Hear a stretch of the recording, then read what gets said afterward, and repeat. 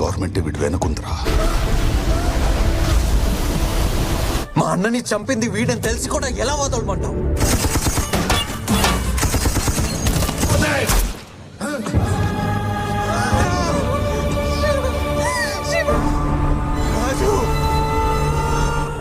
Assalamualaikum warahmatullahi. Halo sob.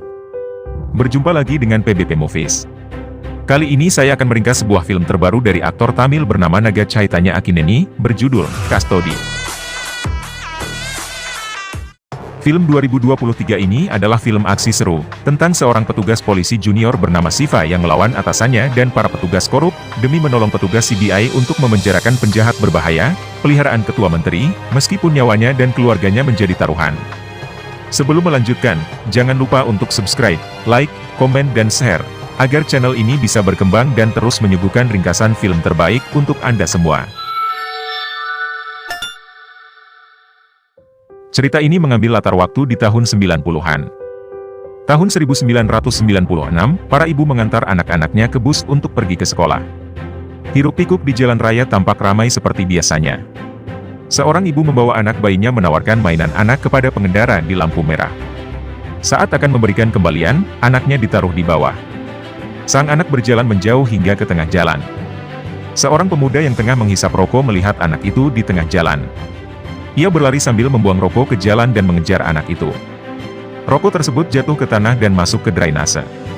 Tiba-tiba drainase meledak dan menghancurkan beberapa kendaraan. Mobil, bus, dan gas meledak karena percikannya menyebar. Kecelakaan besar di jalan raya itu menyebabkan puluhan orang meninggal dunia. Kecelakaan tersebut membuat heboh warga India. Seorang politikus bernama Daksayani mengucapkan belasungkawa. Ia berkata akan memberi ex gratia kepada para korban dan menyuruh petugas CBI untuk mengusut kasus tersebut. Tahun 1998, Daksayani berhasil menjadi ketua menteri karena dukungan partai dan rakyat. Siva, seorang petugas polisi junior, nekat menutup jalan yang akan dilalui iring-iringan ketua menteri, agar mobil ambulan bisa lewat tanpa hambatan. Polisi senior memarahinya, namun Siva tetap bersikeras bahwa ambulan harus dibiarkan lewat demi menyelamatkan pasien di dalamnya. Ketua Menteri Daksayani turun dari mobil. Ia mendekati Siva yang menutup jalannya.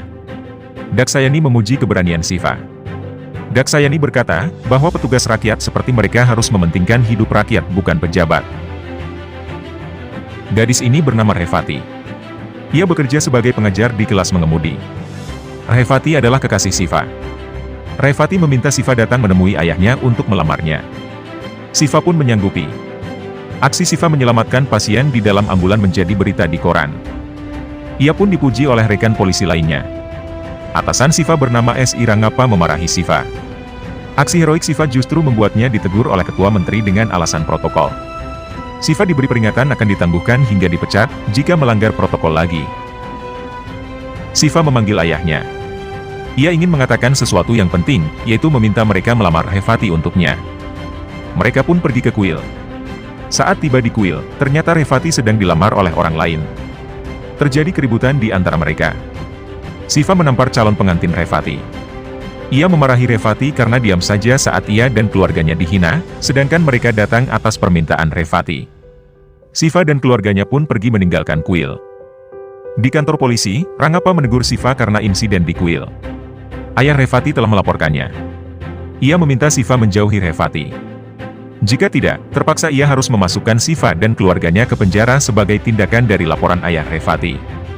Siva meminta Rangapa tidak mencampuri urusan pribadinya. Ucapan Siva membuat Rangapa marah. Kepala polisi junior menengahi keduanya. Ia membawa Siva keluar kantor dan menasihatinya. Revati menelepon. Ia berkata ingin bertemu dan berbicara dengan Siva. Siva menghampiri Revati. Revati menjelaskan, ia akan kabur dari rumah dan menikah dengannya, karena esok ia akan dinikahkan dengan lelaki pilihan ayahnya. Siva berkata, malam nanti ia akan mengusahakan membawa kabur Revati. Rangapa melihat Siva dan Revati. Ia pun menyuruh supirnya cuti dan Siva harus menggantikannya. Seharian Siva menjadi supir Rangapa. Saat malam hari, ia diminta pergi ke kantor polisi untuk tugas malam. Mau tidak mau, Siva harus mematuhi perintah atasannya. Siva menjelaskan masalahnya kepada ketua polisi. Ketua polisi mengatakan, akan mengantar Siva dengan motornya ke rumah Revati, dengan dalih patroli malam. Di perjalanan, motor mereka diserempet sebuah mobil. Mobil menabrak dinding, seorang pria terlempar keluar mobil. Ia adalah petugas CBI, bernama George. Satu pria mabuk bernama Raju keluar dari mobil dan hendak kabur, namun ditahan oleh George. Mereka pun bertengkar. Shiva mencoba memisahkan, namun George mendorongnya. Shiva marah dan memukul keduanya. George mengacungkan pistol. Shiva mengambil pistol dan mengarahkan kepada keduanya. George mengatakan bahwa ia dari CBI. Shiva tidak mempercayainya. Akhirnya keduanya ditahan di penjara kantor polisinya. Seseorang menelepon Daksayani. Ia mengatakan bahwa Raju ditangkap petugas CBI. Di kantor polisi, George terus berteriak bahwa ia adalah anggota CBI. Shiva mengabaikannya. Ia menelepon Rangappa dan melaporkan kejadian tadi. Rangappa menyuruh Shiva menahan mereka sampai pagi. Daksayani menelepon seseorang untuk menyelesaikan masalah Raju. George terus meminta Shiva melepaskannya. Ia harus membawa Raju ke pengadilan dalam 2 hari. George mengatakan bahwa Raju adalah penjahat berbahaya yang telah membunuh banyak orang, termasuk kecelakaan lalu lintas beberapa tahun lalu, yang menyebabkan puluhan orang meninggal. George menyerahkan kartu nama pada Shiva. Ia meminta Shiva menelepon atasannya bernama Verghese untuk memastikan ucapannya tidak bohong. Shiva pun menelepon ke nomor tersebut. Verghese membenarkan ucapan George. Tidak berapa lama, Rangappa datang bersama SP dan anggotanya. SP menyuruh Rangappa mengosongkan kantor polisi. Seorang polisi membawa Shiva dan yang lainnya pergi keluar. SP menelepon atasannya. Atasannya mengatakan untuk menyelesaikan urusan mereka. Raju dan George dikeluarkan dari sel penjara. Seorang petugas menodongkan senjata pada George, hendak menembaknya, tiba-tiba petugas itu terjatuh. Pistol mengarah ke Raju dan tanpa sengaja menembak perut Raju. Ternyata Shiva datang untuk menyelamatkan George. Para petugas menyerang Shiva dan George. Terjadi perkelahian di antara mereka. Shiva melumpuhkan semua petugas dan kabur bersama George membawa Raju. IG Nataraj datang ke kantor polisi dan memarahi semua petugas karena gagal membunuh George. Shiva mendatangi tempat kerja ayahnya untuk meminta bantuan. Ayah Shiva memberi pertolongan pertama pada Raju untuk menghentikan pendarahan. Raju mengancam ayah Shiva. Keluarga mereka dalam bahaya jika Shiva ikut campur dalam masalah ini. Ayah Shiva tidak mempedulikannya.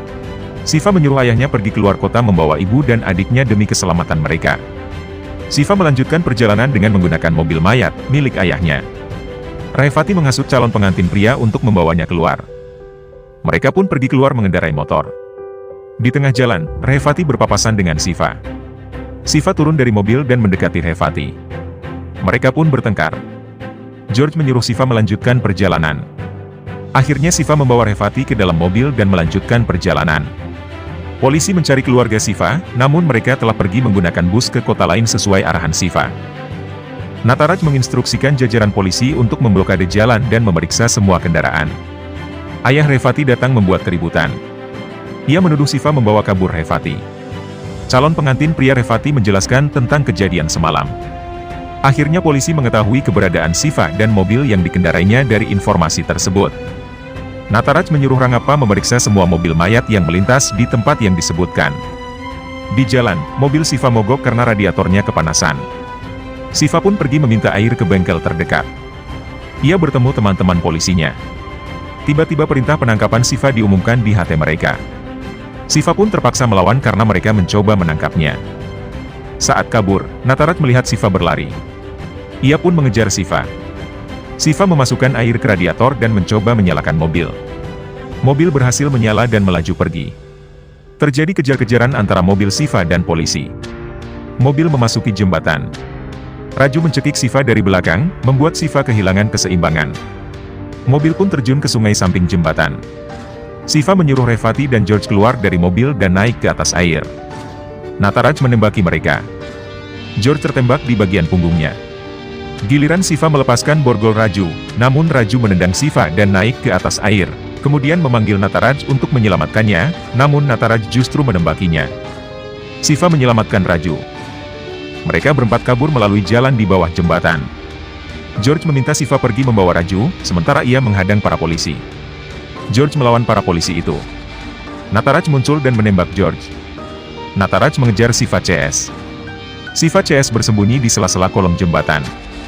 Nataraj memprovokasi Raju untuk keluar dari persembunyiannya. Raju keluar mendekati Nataraj. Mereka pun berkelahi. Siva mencoba menyelamatkan Raju, sedangkan Revati dikejar oleh seorang polisi. Tanpa sengaja Revati memutar tuas air. Kemudian air deras keluar dari saluran dan menyeret mereka dari jembatan hingga masuk ke sungai. Siva CS menepi ke pinggir sungai. Mereka pun berhasil lolos dari kejaran Nataraj. 24 jam waktu menuju pengadilan. Daksayani pergi mengunjungi presiden partainya. Presiden partai memperingatkan Daksayani untuk menyelesaikan masalahnya, karena bisa berimbas pada partai yang telah lama ia bangun. Daksayani menjamin bahwa esok hari semua masalahnya akan diselesaikan. Daksayani menelepon Nataraj menanyakan tugasnya. Nataraj menjelaskan bahwa Raju lolos bersama Siva. Daksayani menyuruh Nataraj mengerahkan seluruh polisi, preman, maupun aktivis partai untuk membunuh Raju. Siva CS tengah berjalan di antah berantah. Siva bersikeras untuk membawa Raju ke pengadilan. Raju menyuruh Siva melepaskannya dan pergi menjauh bersama Revati. Jika tidak, maka mereka bisa ikut terbunuh bersamanya. Siva tetap tidak peduli. Raju marah dan memaksa Siva melepaskannya. Mereka pun berkelahi. Raju menyuruh Siva berhenti memukulnya. Revati heran kenapa Siva bersikeras ingin membawa Raju ke pengadilan. Akhirnya Siva mengungkapkan alasannya, bahwa Raju telah membunuh kakaknya. Kakak Raju bernama Wisnu. Ia adalah seorang polisi. Suatu hari, ibu Siva menyuruhnya mengambil obat untuk sang ayah. Karena Siva ingin bermain kriket, ia mengelabui Wisnu untuk mengambil obat tersebut. Wisnu pun pergi ke apotik di tengah kota. Hari itu adalah hari di mana terjadinya ledakan gas drainase, yang menyebabkan puluhan orang meninggal, termasuk Wisnu. Wisnu meninggal karena tertimpa tiang balok kayu, setelah menyelamatkan beberapa anak sekolah. Siva menjadi polisi karena ex gratia kematian Wisnu.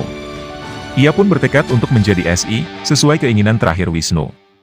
Revati mencegat mobil di jalan dan mengambil paksa. Mereka pergi ke rumah sakit, namun di rumah sakit banyak polisi yang berjaga. Mereka pergi ke sebuah rumah terdekat untuk bersembunyi. Ternyata rumah itu milik seorang pensiunan tentara bernama Philip. Philip pun membantu Siva CS. Ia mengeluarkan peluru dari tubuh Raju dan mengobatinya. Siva menelepon Varghese untuk meminta pertolongan. Varghese berkata, ia akan mengirimkan timnya menemui Siva untuk mengawal Raju ke pengadilan. Varghese menelepon Ranjita dan menyuruhnya menemui Siva di alamat yang disebutkan Siva.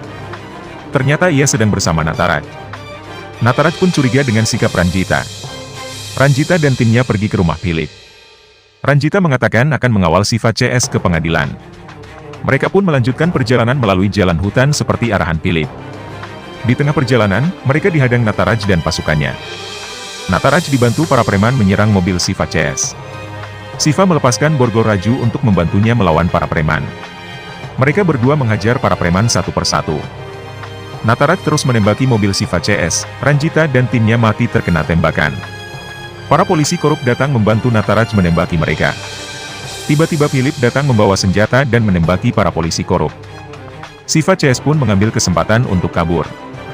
Mereka menyelinap masuk ke sebuah truk sayur dan turun di tempat asing. Bibi Revati memanggilnya. Ternyata Revati berada di kampung bibinya.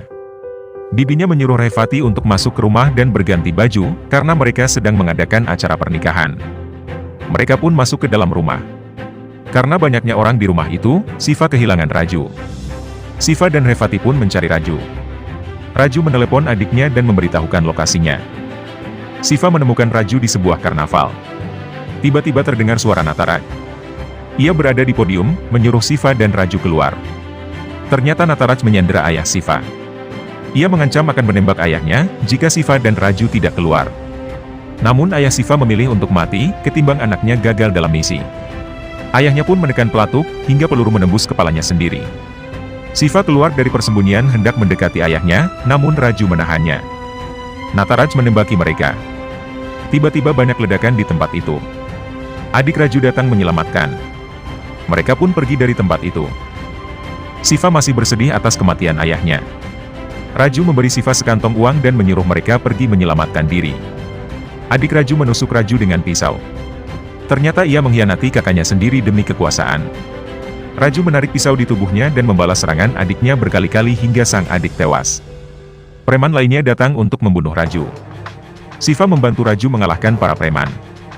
Rangappa datang dan menembaki Siva CS. Siva CS pun kabur dan menaiki kereta yang melintas. Di dalam kereta, Siva berkata pada Raju, bahwa pada akhirnya keadilan yang akan menang. Adik Raju mengkhianati Raju demi kekuasaan, sedangkan ayah Siva mengorbankan nyawanya demi terbukanya sebuah kebenaran. Rangappa mengikuti mereka ke dalam kereta. Ia berhasil menemukan Raju dari tetesan darah di lantai. Saat akan menembak Raju, Siva menghalaunya.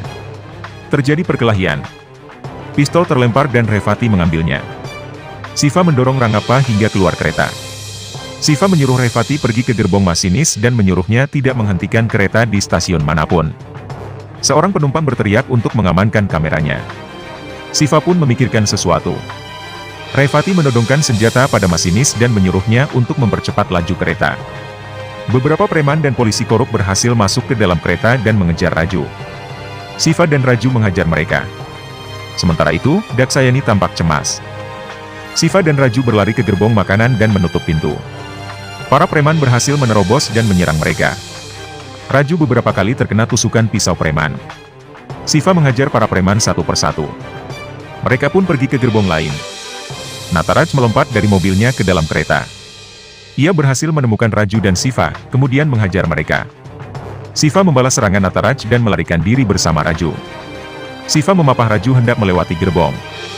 Raju terlihat sudah lemah karena banyak luka di tubuhnya. Ia pun mendorong Siva keluar dan melepas gerbong kereta. Nataraj menembak Raju. Raju mati di kereta.